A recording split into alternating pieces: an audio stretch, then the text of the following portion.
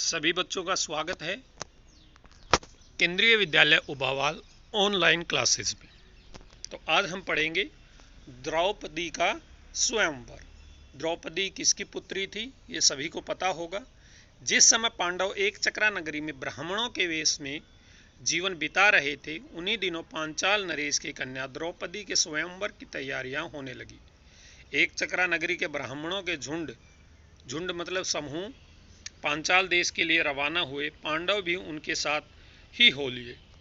पांचों भाई माता कुंती के साथ किसी कुम्हार की झोपड़ी में आ टिके मतलब रुक गए।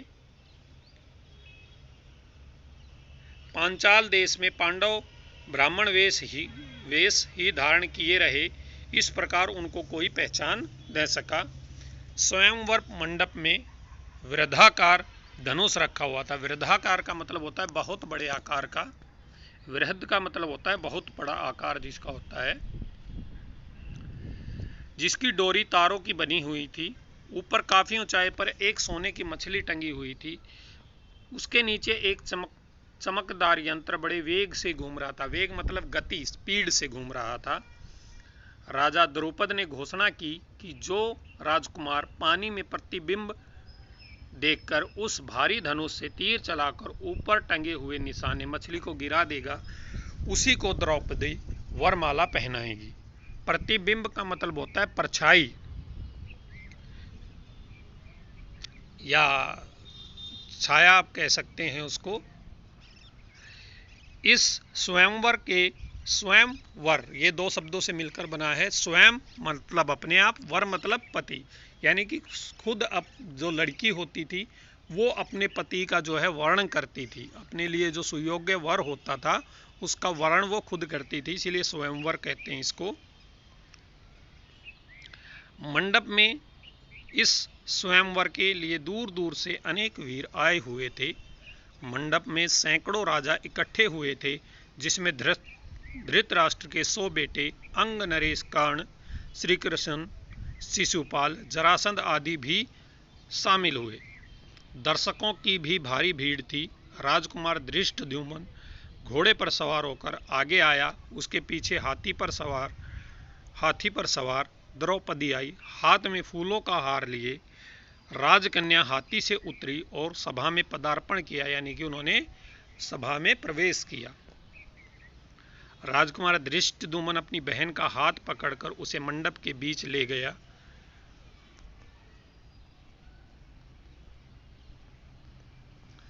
इसके बाद एक एक करके राजकुमार उठते गए और धनुष पर डोरी चढ़ाते, हारते और अपमानित होकर लौट जाते। कितने ही सुप्रसिद्ध वीरों को इस तरह मुंह की खानी पड़ी। शिशुपाल, जरासंध, शल्य, दुर्योधन जैसे पराक्रमी राजकुमार तक असफल हो गए।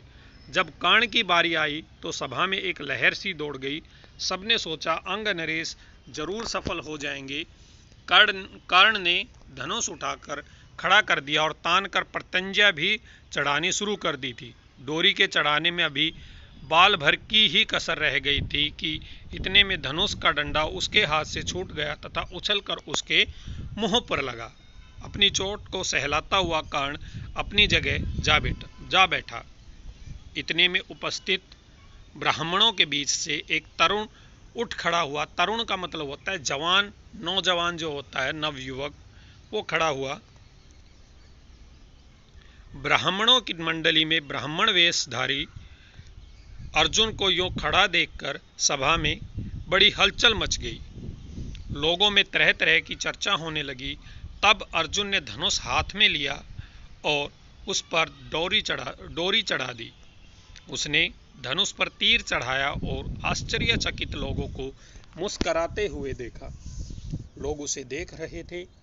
उसने और न देरी करके तुरंत एक के बाद एक 5 बाण उस घूमते हुए चक्र में मारे और हजारों लोगों को देखते देखते निशाना टूटकर नीचे गिर पड़ा। सभा में कोलाहल मच गया। कोलाहल का मतलब होता है शोर। कोलाहल मच गया, बाजे बज उठे। उस समय राजकुमारी द्रौपदी की शोभा कुछ अनूठी हो गई। वह आगे बढ़ी और सकुचाते हुए मतलब शर्माते हुए, बड़ी प्रसन्नता पूर्वक ब्राह्मण वेश में खड़े अर्जुन को वरमाला पहना दी। माता को यह समाचार सुनाने के लिए युधिष्ठिर, नकुल और सहदेव तीनों भाई मंडप से उठकर चले गए, परंतु भीम नहीं गया। उसे भय था कि निराश राजकुमार कहीं अर्जुन को कुछ कर न बैठे। भीमसेन का अनुमान ठीक ही निकला। राजकुमारों में बड़ी हलचल मच गई। उन्होंने शोर मचाया। राजकुमारों का जोश बढ़ता गया। ऐसा प्रतीत हुआ कि भारी विप्लव मतलब जो होता है उपद्रव जिसको बोलते हैं, यानी कि लड़ाई मच जाएगा। यह हाल देखकर श्री कृष्ण, बलराम और कुछ राजा विप्लव मचाने वाले राजकुमारों को समझाने लगे। वे समझाते रहे और इस बीच भीम और अर्जुन द्रौपदी को साथ लेकर कुम्हार की कुटिया की ओर चल दिए। जब भीमसेन और अर्जुन द्रौपदी को लेकर सभा में से जाने लगे तो द्रौपद का पुत्र धृष्टद्युम्न चुपके से उसके पीछे हो लिया। कुम्हार की कुटिया में उसने जो देखा उससे उसके आश्चर्य की सीमा न रही। वह तुरंत लौट आया और उसने पिता से बोला, पिताजी, मुझे तो ऐसा लगता है कि ये लोग कहीं पांडव न हो। बहन द्रौपदी उस युवक की मृग छाल पकड़े जब जाने लगी तो मैं भी उसके पीछे हो लिया।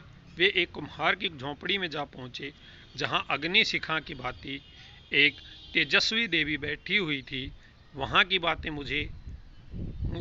जो बातें हुई उनसे मुझे विश्वास हो गया कि वह कुंती देवी ही होनी चाहिए।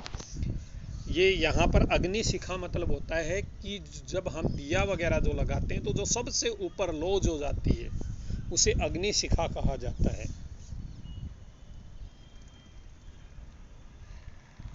तब राजा द्रुपद के बुलावा भेजने पर पांचों भाई माता कुंती और द्रौपदी को साथ लेकर राजभवन पहुंचे। युधिष्ठिर ने राजा को अपना सही परिचय दे दिया। यह जानकर कि यह पांडव है, राजा द्रुपद फूले न समाये। उनकी इच्छा पूरी हुई। महाबली अर्जुन मेरी बेटी के पति हो गए तो फिर द्रोणाचार्य की शत्रुता की मुझे कोई चिंता नहीं रही। यह विचार कर उन्होंने संतोष की सांस ली। माँ की आज्ञा और सबकी सम्मति से द्रौपदी के साथ पांचों पांडवों का विवाह हो गया।